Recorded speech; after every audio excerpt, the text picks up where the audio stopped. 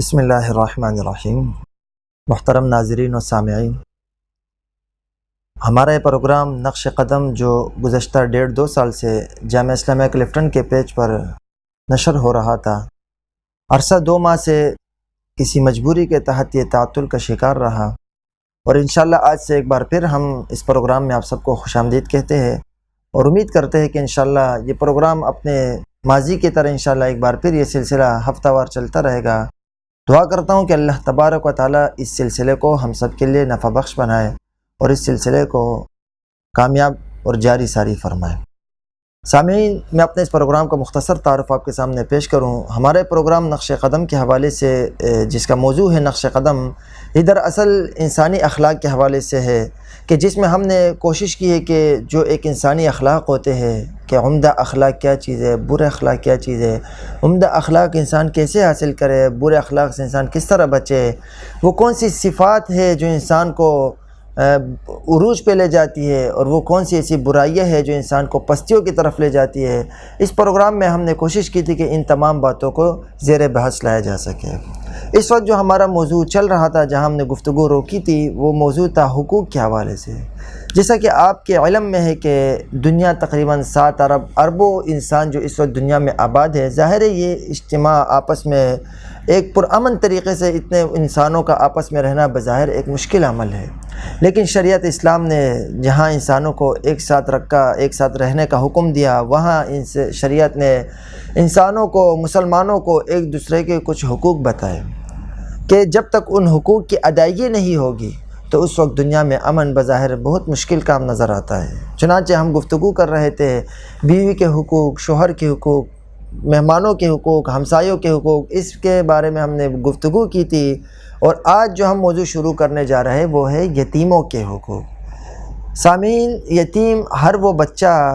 ہر وہ کمسن بچہ جو اپنے والد کے سائے سے محروم رہے، اسے یتیم کہا جاتا ہے، اور مسلمانوں کی جماعت کے ہر فرد اور ہر آدمی کا یہ فرض بنتا ہے اور اس کی ذمہ داری ہے کہ وہ ایسے بچے کو اپنی آغوش محبت میں لے اور ایسے بچے کے ساتھ شفقت کا، محبت کا برتاؤ کرے، اور ہر مسلمان کی یہ ذمہ داری بنتی ہے کہ وہ ایسے بچے کی نگرانی کرے، اس کے جان و مال کی حفاظت کرے، اور اس طرح اس بچے کی تعلیم و تربیت کا انتظام کرے تاکہ اس کو اپنے والد کے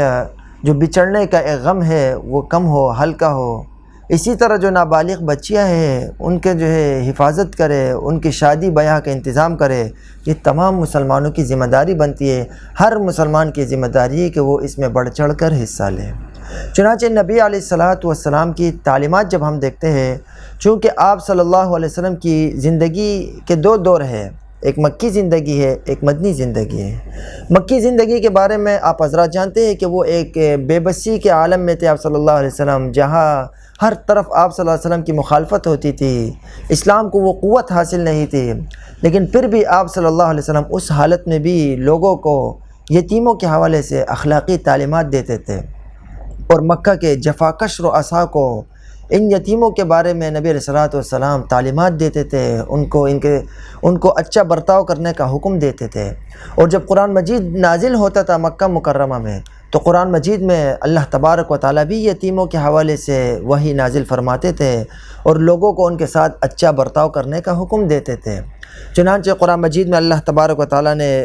دولت مندوں کو غریبوں کے ساتھ اچھا سلوک کرنے کا حکم دیا، اور پھر فرمایا کہ یہ اچھا سلوک اس صورت میں ہوگا کہ جب یہ انسانی زندگی کے گاٹی کو پر کرے۔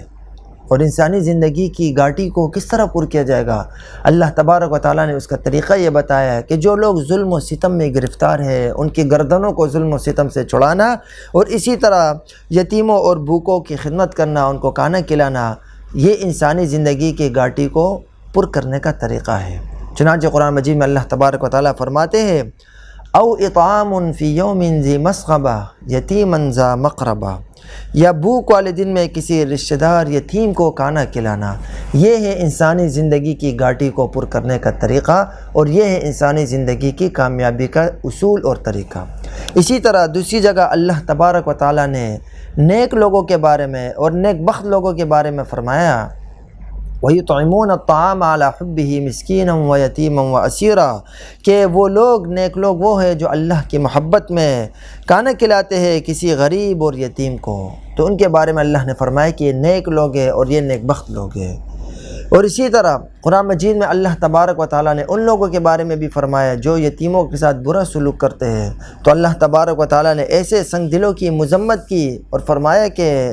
أَرَأَيْتَ الَّذِي يُكَذِّبُ بِالدِّينِ فَذَلِكَ الَّذِي يَدُعُّ الْيَتِيمَ کیا آپ نہیں دیکھتے اس شخص کو جو قیامت کے دن کو جھٹلاتا ہے، اور یہ وہ شخص ہے جو یتیم کو دھکے دیتا ہے۔ تو ایسے شخص کے بارے میں بھی اللہ تبارک و تعالیٰ نے اس کی مذمت کی اور قرآن میں ایسے شخص کے بارے میں آیت نازل فرمائی۔ یہ تو مکی دور کا کچھ ہم نے نمونہ پیش کیا کہ جہاں پر آپ صلی اللہ علیہ وسلم ایک کمزور حالت میں تھے۔ آپ صلی اللہ علیہ وسلم ہر طرف آپ صلی اللہ علیہ وسلم کی مخالفتیں تھیں، وہاں پر بھی آپ صلی اللہ علیہ وسلم اخلاقی طور پر لوگوں کو یتیموں کے بارے میں ارشادات فرماتے رہے۔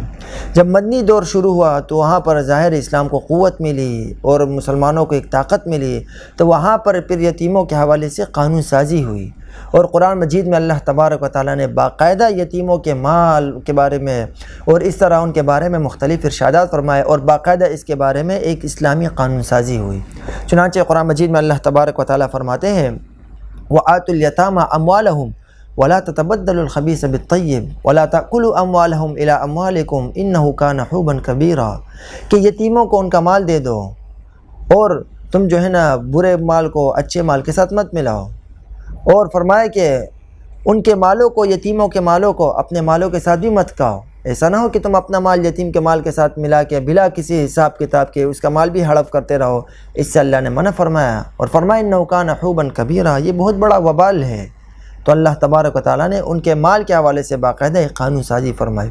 دوسری جگہ اللہ تبارک و تعالیٰ نے فرمایا وَيَسْأَلُونَكَ عَنِ الْيَتَامَى یہ لوگ آپ سے یتیموں کے بارے میں سوال کرتے ہیں، قُلْ إِصْلَاحٌ لَهُمْ خَيْرٌ آپ ان سے کہہ دیجئے کہ ان کے یتیموں کے بارے میں مصلحت کرنا، ان کے بارے میں اچھا سلوک رکھنا یہ بہت بہتر ہے۔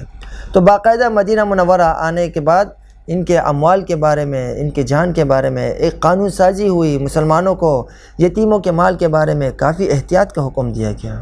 اس کے علاوہ آپ صلی اللہ علیہ وسلم کی احادیث مبارکہ جب ہم دیکھتے ہیں تو آپ صلی اللہ علیہ وسلم نے اپنی احادیث مبارکہ میں بھی جا بجا یتیموں کے حوالے سے مسلمانوں کو تلقین کی۔ چنانچہ آپ صلی اللہ علیہ وسلم نے ایک دفعہ اپنی شہادت کی انگلی اور اپنی درمیان والی انگلی کو ملا کر فرمایا کہ میں اور یتیم کی کفالت کرنے والا قیامت والے دن اس طرح ہوں گے، یعنی یوں اشارہ فرمایا کہ اس طرح وہ میرے ساتھ قیامت والے دن جنت میں یوں ہوگا۔ اسی طرح آپ صلی اللہ علیہ وسلم نے یہ بھی فرمایا کہ جو شخص کسی یتیم کو گھر بلا کر اس کو کھانا کھلائے اور اس کو کھانا کھلائے اور پلائے تو اللہ تعالیٰ اس کو جنت کی نعمتیں عطا فرمائے گا، بشرطے کہ اس نے کوئی ایسا گناہ نہ کیا ہو جو بخشش کے لائق نہ ہو۔ یعنی اگر اس بندے میں کفر اور شرک والا گناہ نہ پایا جائے تو اللہ تبارک و تعالیٰ اس بندے کی بخشش کرے گا، اس کو جنت کی نعمتیں کھلائے گا، جو یتیم کی کفالت کرے، اس کو اپنے گھر میں لا کے اس کو کھانا کھلائے۔ ایک اور حدیث میں ارشاد نبوی ہے کہ آپ صلی اللہ علیہ وسلم نے فرمایا کہ مسلمانوں کے گھروں میں سب سے اچھا گھر وہ ہے جس میں کسی یتیم کے ساتھ بلائی کی جا رہی ہو، اور فرمایا کہ مسلمانوں کے گھر میں سب سے بدتر گھر وہ ہے جس میں کسی یتیم کے ساتھ بدسلوکی کی جا رہی ہو۔ تو ان احادیث اور ان آیات میں غور و فکر کرنے سے معلوم ہوتا ہے کہ اسلام نے یتیموں کے حوالے سے کس قدر احتیاط کا حکم دیا اور ان کے ساتھ اچائی کو سلوک کرنے کا حکم دیا، اچھا سلوک کرنے کا حکم دیا، اور مسلمانوں کو یتیموں کے ساتھ برے سلوک سے منع فرمایا۔ اس کے علاوہ قرآن مجید کے بے شمار آیتیں ہیں جہاں پر جگہ جگہ اللہ تبارک و تعالیٰ نے یتیموں کے ساتھ حسن سلوک کا حکم دیا۔ لہٰذا مسلمانوں کی ذمہ داری بنتی ہے اپنے محلے میں، اپنے اڑوس پڑوس میں جہاں کہیں یتیم ہو اس کے خیال رکھے، اس کے مال کا، اس کے جان کا، اس کے گھر کا۔ اسی طرح جو بیوہ عورتیں ہیں ان کی بھی جان و مال کی حفاظت کرنا اور ان کے ضروریات کا لحاظ کرنا، ان کے ضروریات کا خیال رکھنا، یہ ہم سب کی ذمہ داری بنتی ہے۔ اس پیغام کو معاشرے میں عام کرنا ہوگا تاکہ یہ جو طبقہ ہے معاشرے میں تاکہ احساس کمتری کا شکار نہ ہو اور ان کو ان کے حقوق مل سکے۔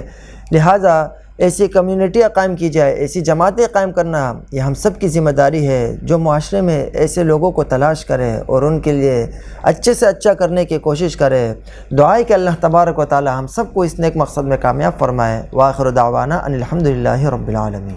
یتیم فقیر وحولی جموع